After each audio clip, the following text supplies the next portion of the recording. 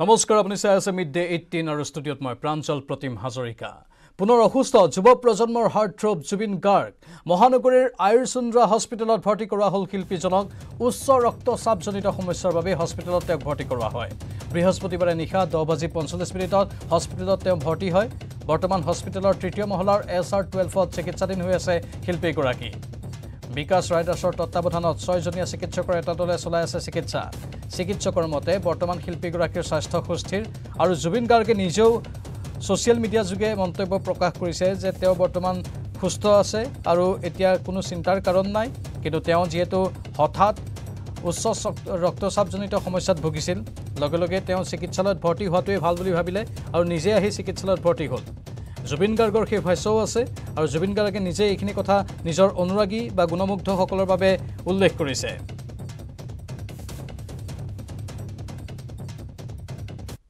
চিন্তা কৰিবলগীয়া কাৰণ নাই মোৰ কালি অকণমান গাটো বেয়া হৈছিলে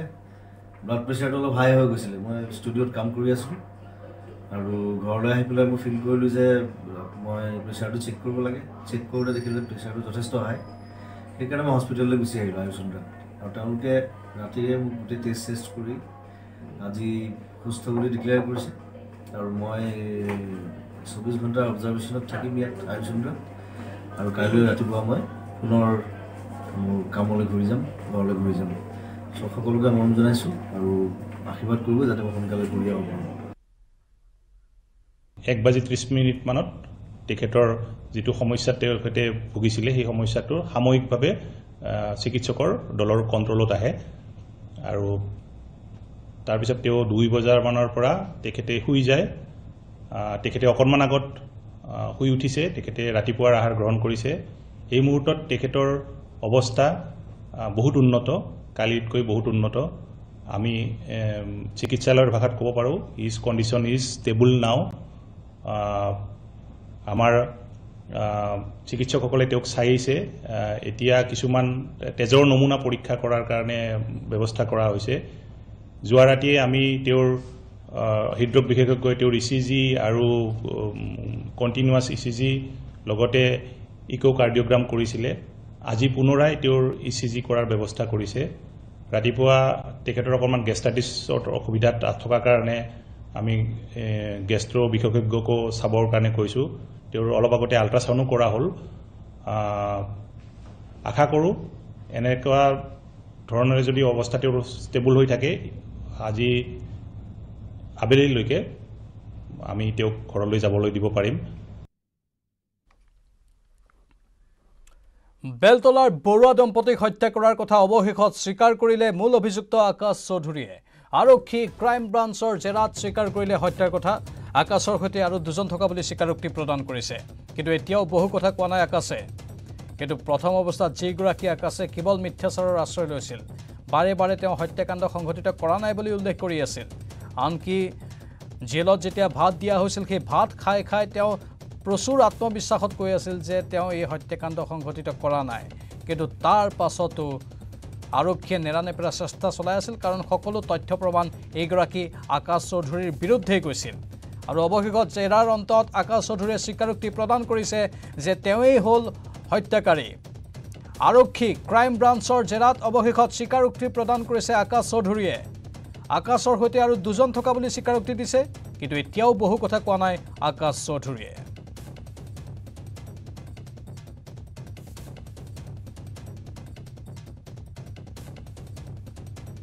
সবাতোকৈ ডাঙৰ খবৰ আমি জনাইছোঁ বেলতলা ছাৰ্ভেৰ অজন্তা পথৰ যি নৃশংস আৰু জঘন্য হত্যাকাণ্ড সংঘটিত হৈছিল বৃদ্ধ দম্পতীক মৰিয়াই হত্যা কৰা হৈছিল আৰু সেই সমগ্ৰ হত্যাকাণ্ডৰ পাছতেই তীব্ৰ চাঞ্চল্যৰ সৃষ্টি হৈছিল হত্যাকাৰী কোন তাক লৈ প্ৰশ্ন উত্থাপন হৈছিল আৰক্ষীয়ে সন্দেহ প্ৰকাশ কৰি গ্ৰেপ্তাৰ কৰিছিল আকাশক সকলো তথ্য প্ৰমাণ আকাশৰ বিৰুদ্ধেই গৈছিল কিন্তু তাৰ পাছতো আকাশে সৈ কৰা নাছিল বাৰে বাৰে উল্লেখ কৰি আছিল যে তেওঁ হত্যাকাণ্ড সংঘটিত কৰা নাই কিন্তু ক্ৰাইম ব্ৰাঞ্চ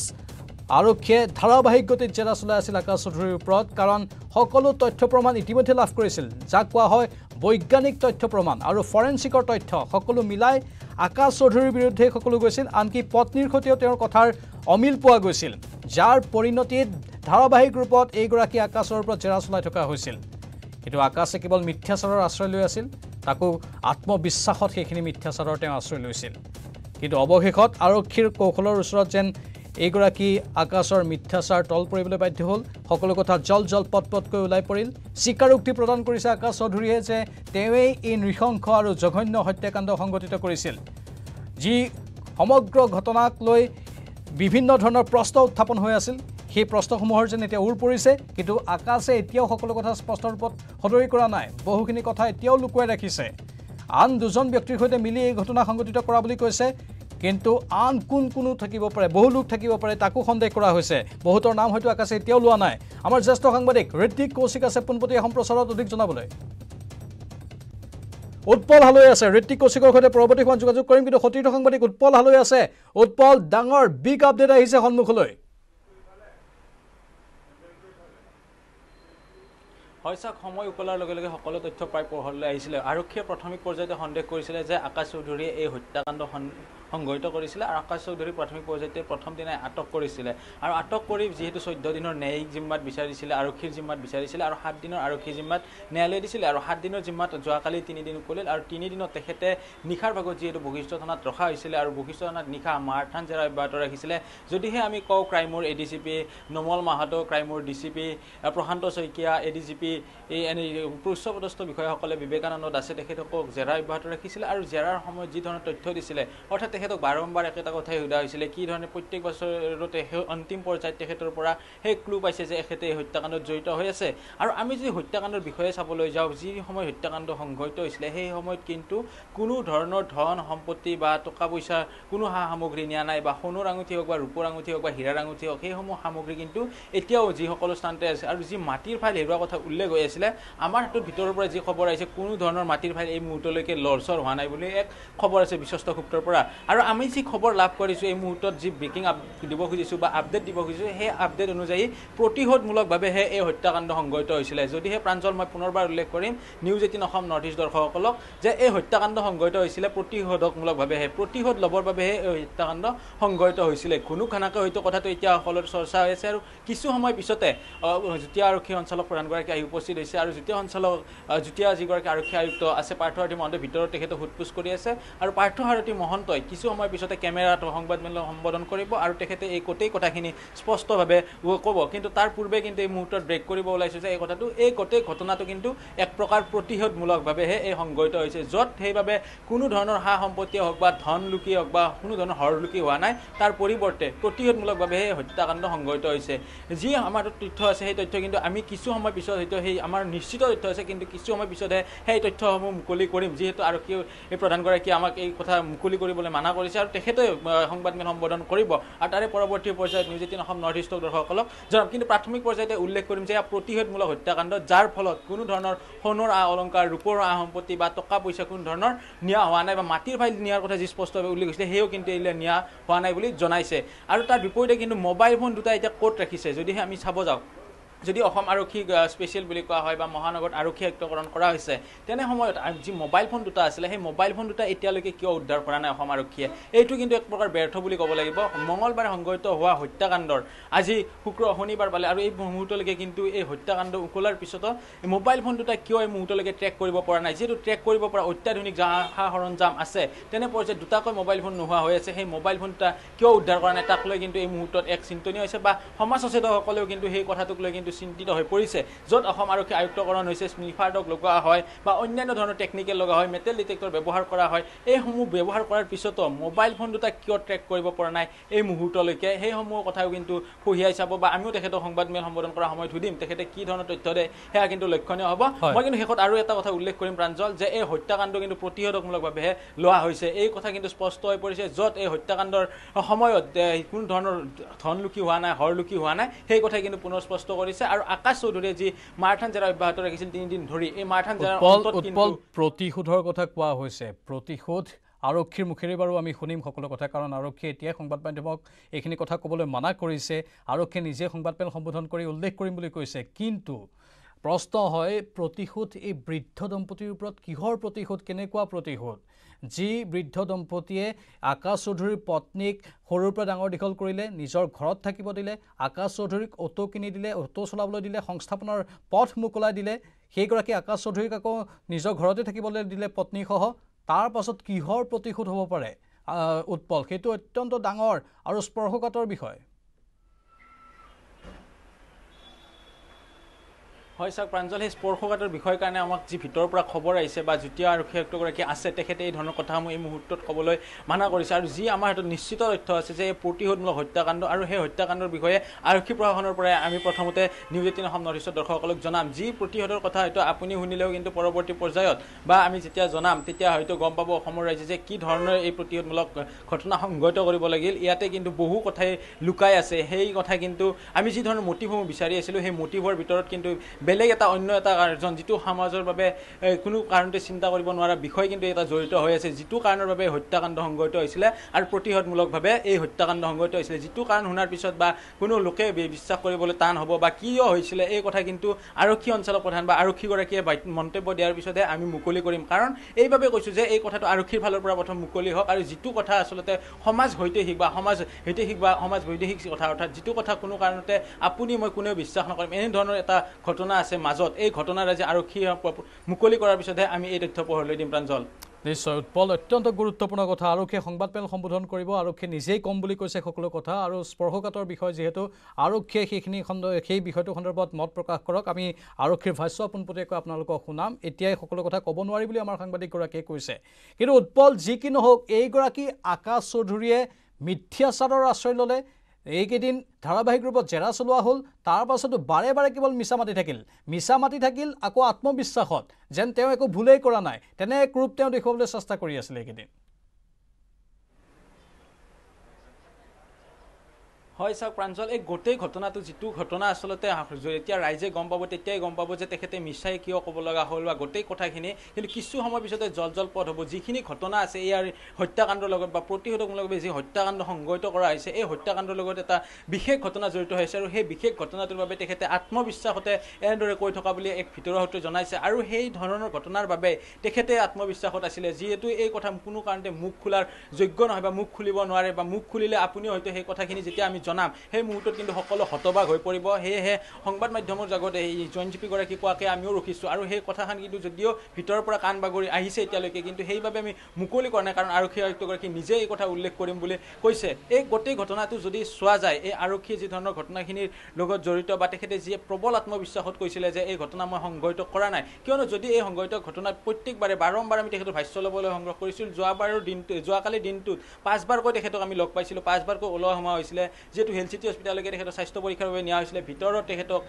অনুসন্ধান কৰা হৈছিলে বা জেৰা কৰা হৈছিলে সেই সময়ৰো আমি ভিজুৱেল পাইছোঁ বা তেখেতৰ মন্তব্য ল'বলৈ চেষ্টা কৰিছিলোঁ তেওঁ কিন্তু পুৰা একদম স্পষ্টভাৱে কৈছিলে প্ৰবল আত্মবিশ্বাসত কৈছিলে যে এই ঘটনা মই কৰা নাই অৰ্থাৎ যি ঘটনা সংঘটিত কৰিও নকৰা বুলি কৈ আছে কাৰণ তাত এক বিৰূপ ঘটনা আছে যি ঘটনা কোনো কাৰণতে কোনো লোকে বিশ্বাসযোগ্য নহয় বা গ্ৰহণযোগ্য নহয় এনেকুৱা ধৰণৰ আন এক ঘটনা কিন্তু ইয়াৰ মাজত সোমাই পৰিছে যাৰ ফলত মই পুনৰ উল্লেখ কৰিছোঁ সোণ ৰূপৰ অলংকাৰ নিয়া নাই হীৰাৰ টুকুৰা নিয়া নাই মাটিৰ ফাইল যি ধৰণৰ নিয়া হোৱা বুলি কৈছিলে সেই মাটিৰ ফাইলো কিন্তু নিয়া হোৱা নাই বুলি আমাক স্পষ্টভাৱে জনাইছে এক ভিতৰৰ সূত্ৰই এই মুহূৰ্তত কিন্তু সেই পৰ্যায়ৰ পৰা চাবলৈ গ'লে এক প্ৰকাৰ ক'ব পাৰি যে ইয়াত এক নাৰকীয় ঘটনা আছে সেই কিন্তু স্পষ্ট হৈ পৰিছে আৰু সমান্তৰালভাৱে অসম আৰক্ষীয়ে যিদৰে 3 দিন ধৰি মাৰাথান জেৰা অব্যাহত ৰাখিলে তাৰ পিছতো কিন্তু দুটাকৈ মোবাইল ফোন কিয় ট্ৰেক কৰিব পৰা নাই সেই নম্বৰ দুটাওতো আৰক্ষীৰ ওচৰত আছে যিগৰাকী মীনা বৰুৱা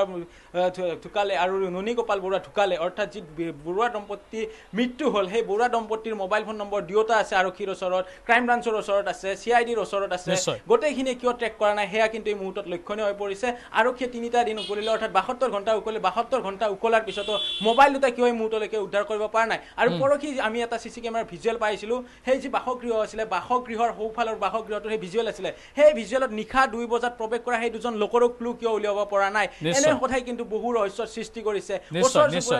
সেইখিনি ৰহস্য ফাদিল হ'ব লাগিব আৰু আমি আশা কৰিছোঁ আৰক্ষী সেইখিনি ফাদিল কৰিবলৈ সক্ষম হ'ব কিন্তু যি প্ৰতিশোধৰ কথা উত্থাপন হৈছে সেইটোহে অত্যন্ত ডাঙৰ বিষয় হিচাপে বিবেচিত হৈছে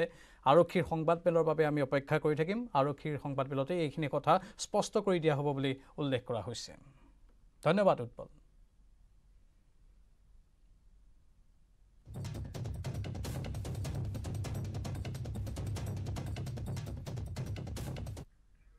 সফলতাৰ কোনো কাহিনী এদিনতে ৰচিত নহয় কিন্তু সততা অধ্যৱসায় আৰু আত্মোৎসৰ্গ মনোভাৱেৰে সফলতাৰ কাহিনী এদিনত নিশ্চয় ৰচিব পাৰি দেশত দুগ্ধ বিপ্লৱৰ সূচনা কৰা আমুলৰ যাত্ৰা আৰম্ভ হৈছিল গুজৰাটৰ দুখন গাঁৱৰ পৰা ৭৫ বছৰ সম্পূৰ্ণ হোৱা আমুলেও একেলগে দেশৰ স্বাধীনতাৰ অমৃত মহোৎসৱ পালন কৰি আছে চাওঁ আহক আমুলে কেনেদৰে সফলতাৰ সোণালী অধ্যায় ৰচনা কৰিলে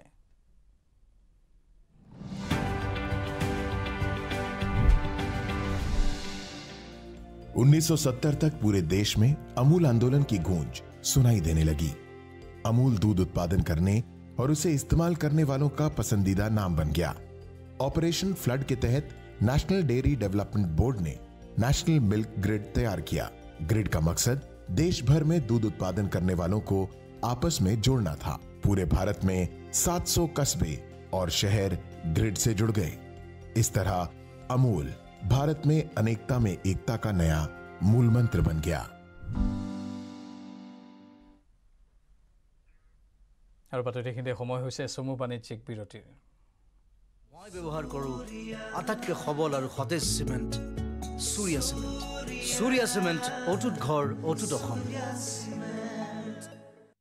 নিউজ হেডলাইন আগবঢ়াইছে পেট চফা আয়ুৰ্বেদিক চূৰণ পেট চফা প্ৰতিদিনে মজা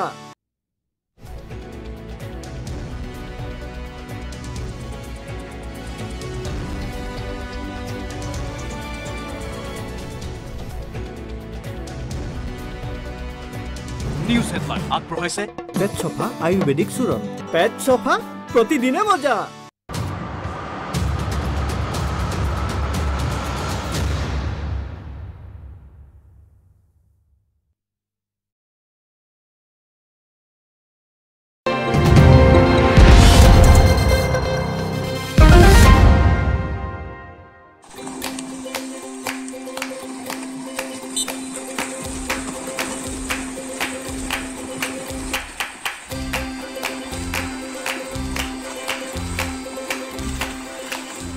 সুইমিং পুলত নহয় ৰাজহুৱা পুখুৰীত সাঁতোৰৰ অনুশীলন কৰি ৰাষ্ট্ৰীয় পৰ্যায়ত স্বৰ্ণ পদক অৰ্জন কৰিলে গোলাঘাটৰ এগৰাকী সাঁতোৰবিদে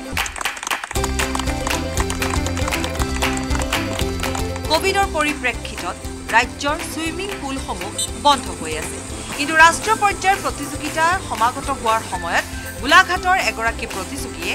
এনেধৰণে ৰাজহুৱা পুখুৰীত সাঁতুৰি ৰাষ্ট্ৰীয় পৰ্যায়ৰ স্বৰ্ণ পদক অৰ্জন কৰি গৌৰৱ কঢ়িয়াই আনিছে গোলাঘাটৰ জ্যোতিনগৰত এক ৰাজহুৱা পুখুৰী খন্দাই নিজৰ সন্তানক দিলে সাঁতোৰৰ প্ৰশিক্ষণ এই পুখুৰীত অনুশীলন কৰিয়ে বাংগালুৰুত স্পৰ্টছ ফেডাৰেশ্যন অফ ইণ্ডিয়াই অনুষ্ঠিত কৰা 37 নং সাব জুনিয়ৰ আৰু 47 নং জুনিয়ৰ নেশ্যনেল একুৱেটিক চেম্পিয়নশ্বিপত অংশগ্ৰহণ কৰি সাঁতোৰবিদ জনঞ্জয় শইকীয়াই এই স্বৰ্ণ পদক কঢ়িয়াবলৈ সক্ষম হ'ল জনঞ্জয় শইকীয়াই 50 মিটাৰ বাটাৰফ্লাই শাখাত স্বৰ্ণ পদক আজুৰি অনাৰ লগতে মাত্ৰ 51 ছেকেণ্ডৰ ব্যৱধানৰ বাবে ৰাষ্ট্ৰীয় অভিলেখৰ পৰা পিছ পৰি থাকিল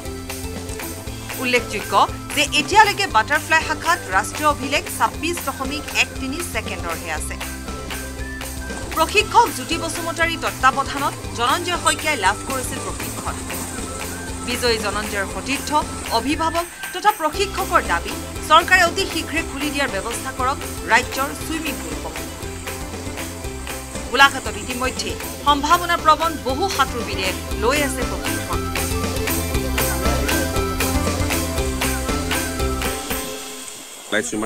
তেওঁলোকে কম্পিটিশ্যনৰ সাব জুনিয়ৰ আৰু জুনিয়ৰ কম্পিটিশ্যন আছিলে তো সেইবাবে প্ৰেক্টিছ কৰিবৰ কাৰণে খুব জৰুৰী হৈ পৰিছিলে যিহেতু আমাৰ চুইমিং পুলবিলাক বন্ধ তো গাৰ্জেনসকলে মিলি পিনে এটা পুখুৰী আপোনালোকে দেখাব চাব পুখুৰী এটা আয়োজন কৰিলে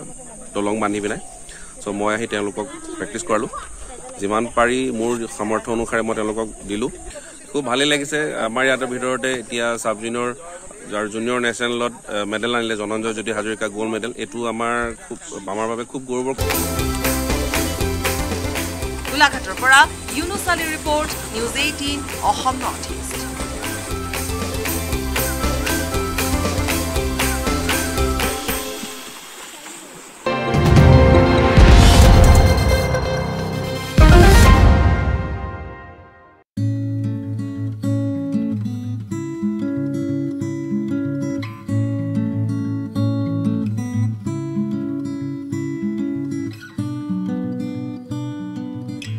চৰকাৰী চাকৰিলৈ বাট নাচাই আত্মসংস্থাপনৰ পথ উলিওৱা বহু বাতৰি আমি আপোনালোকক প্ৰায়ে দি আহিছো আন এক উদাহৰণ আজি দিবলৈ ওলাইছো এই খবৰ কোকৰাঝাৰৰ কোকৰাঝাৰ সদৰ চহৰৰ পৰা প্ৰায় 15 কিলোমিটাৰ দক্ষিণ-পূব দিশত অৱস্থিত চক্ৰশিলা বন্যপ্ৰাণী উদ্যানৰ কাষৰ নামনিত এখন সুন্দৰ গাঁও। এই গাঁওখনতে নীৰৱে এক অৰ্থনৈতিক বিপ্লৱৰ সূচনা কৰিছে প্ৰমোদ বসুমতাৰী নামৰ এগৰাকী পৰিশ্ৰমী যুৱকে। এসময়ত বন্দুক বাৰুদ, বিভিন্ন ধৰণৰ উগ্ৰপন্থী সংগঠনৰ বিচৰণ ভূমি আৰু সেনা আৰক্ষীৰ ৰেড জোন হিচাপে চিহ্নিত নায়েক গাঁও অঞ্চলৰ নামাপাৰাৰ প্ৰমোদ বসুমতাৰী নামৰ যুৱকজনে বহুজনৰ বাবে অনুপ্ৰেৰণা আৰু আশাৰ বতৰা কঢ়িয়াই আনিছে। Insurance and easy finance. Contact Skylight Automotive Private Limited 7002845016.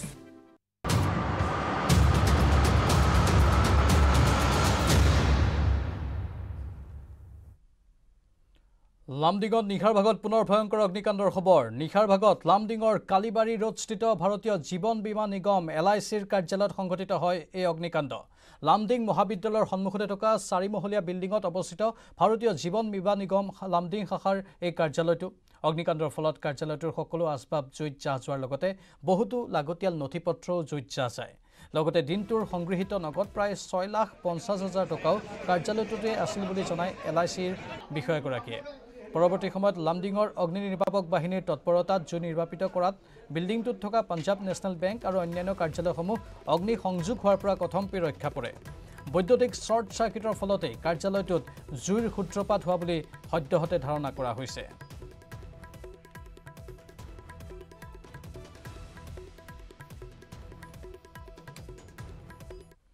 আমাৰ দুইখন ভেহিকল ফায়াৰ টেণ্ডাৰত দুই সাইডৰ পৰা আমি কানেক্ট কৰিছো। ডেলিভাৰী হুজ প্ৰায়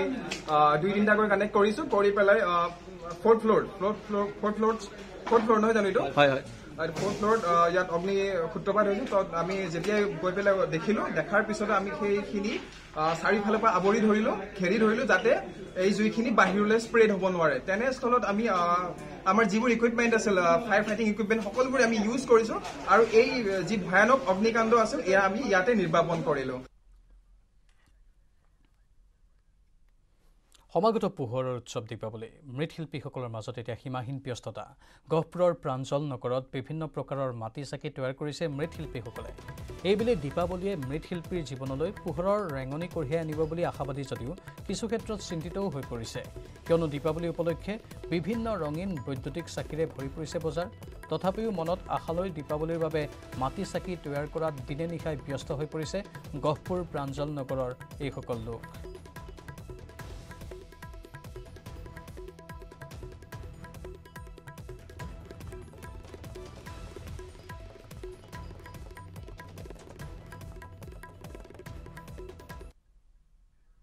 আৰু ইয়াৰ লগে লগে সময় হৈছে এতিয়াৰ বাতৰিৰ পৰা বিদায় লোৱাৰ। নমস্কাৰ।